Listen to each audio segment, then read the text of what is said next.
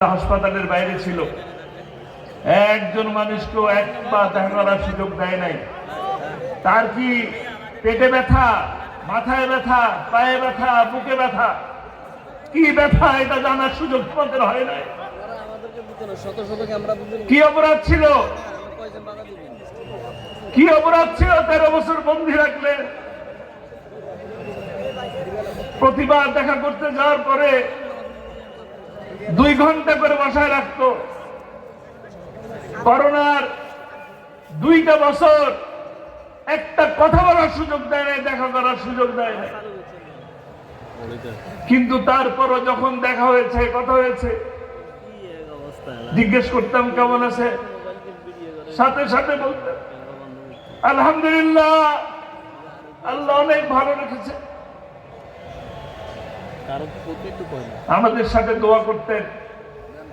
আমার জন্য অনেক মানুষ জীবন দিয়েছে, কোরআনের জন্য অনেক মানুষ জীবন দিয়েছে।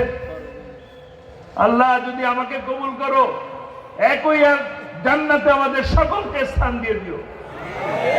এই দোয়াগুলো আপনাদের জন্য ছিল, আপনাদের সকলের জন্য ছিল।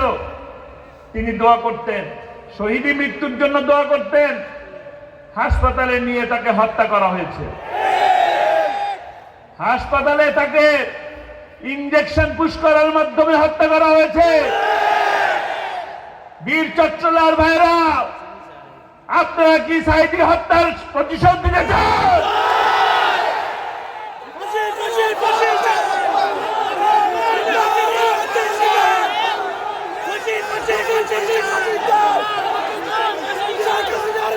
আমরা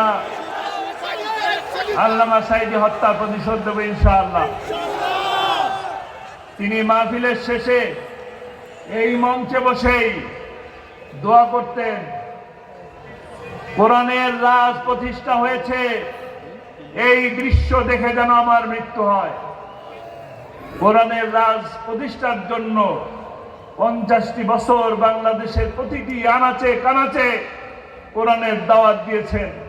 তার স্বপ্ন পূরণ হয় নাই, এই স্বপ্ন এখন পূরণ করবে কারা? ইনশাআল্লাহ। কোরআনের রাজ প্রতিষ্ঠা করার মাধ্যমে, কোরআনের রাজকে প্রতিষ্ঠা করার মাধ্যমে আল্লামা সাইদির হত্যার প্রতিশোধ আমরা নেব ইনশাআল্লাহ। রাজি আছি?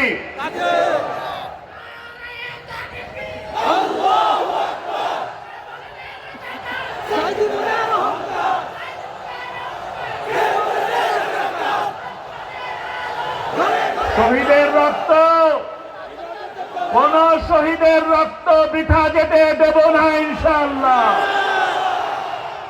কোরআনের রাজ প্রতিষ্ঠার মাধ্যমে প্রতিটি হত্যার বিচার করবে ইনশাআল্লাহ। আল্লাহ তাআলা আমাদেরকে তৌফিক দান করুন। এই মঞ্চ অনেক আবেগের জায়গা। এই মঞ্চে ওঠার পরে প্রতিটি মুহূর্ত শুধু আল্লামা সাইদির কথাই মনে পড়েছে।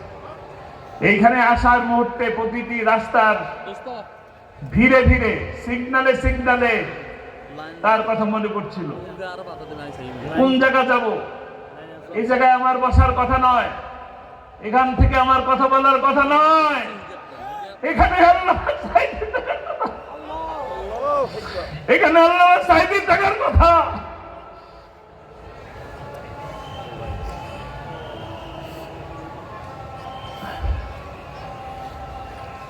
এই মঞ্চে, এই মঞ্চ থেকে আমার বড় ভাই কথা বলতেন, মনে আছে আপনাদের?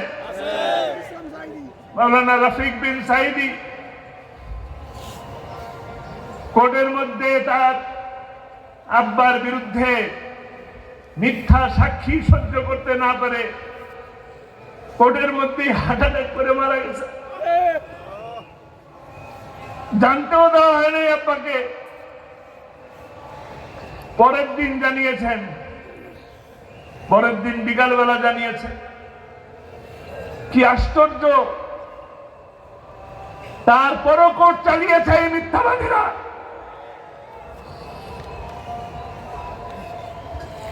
জালিমের জুলুম এরকমই হয়। আর আল্লাহ ছাড় দেন, ছেড়ে দেন না। ইন্না বাতশা রাব্বিকা লাশাদীদ, ঠিক কি না? ছাড় দেন, ছেড়ে দেন না। পালিয়ে গেছেন, যেখানে আছেন ভালো থাকেন, শান্তিতে থাকেন। মাও বাড়ি গেছেন, পিঠা খান, আমাদের দিকে ষড়যন্ত্র করবেন না। আমরাও ভালো আছি আলহামদুলিল্লাহ, ষড়যন্ত্র করবেন না। বড় দেশে আছেন, বড় বড় গোলাগুলি নিয়ে আসেন, বোমা নিয়ে আসেন, মনে করেন কি আমরা ভয় পাচ্ছি? আমরা ভয় করি না। বুলেট বোমা ভয় করি না। বুলেটের সামনে, গুলির সামনে বুক পেতে দেওয়ার জন্য হাজারো আবু সাইদ আছে, মুগ্ধ আছে।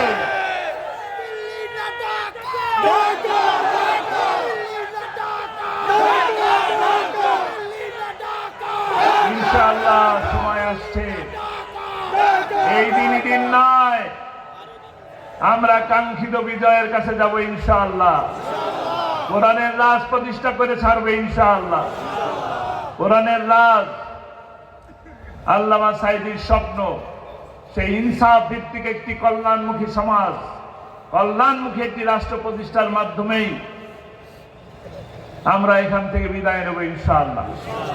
নয়তো নয়, আন্দোলন করে যাব, রক্ত দেব, জীবন দেব, জেলে যাব, রিমান্ডে যাব, তবুও রাস্তা ছাড়বো না ইনশাআল্লাহ। কোরআনের পথকে ছাড়বো না, আল্লামা সাঈদীর দেখানো রাস্তায় চলে যাব ইনশাআল্লাহ। যদি মরতেও হয়, মরতে রাজি আছি, রাজি আছি ইনশাআল্লাহ। আল্লাহ তাআলা আমাদের সকলকে তৌফিক দান করুন। আমা তৌফিক ইল্লা বিল্লাহ। আসসালামু আলাইকুম ওয়া রাহমাতুল্লাহ।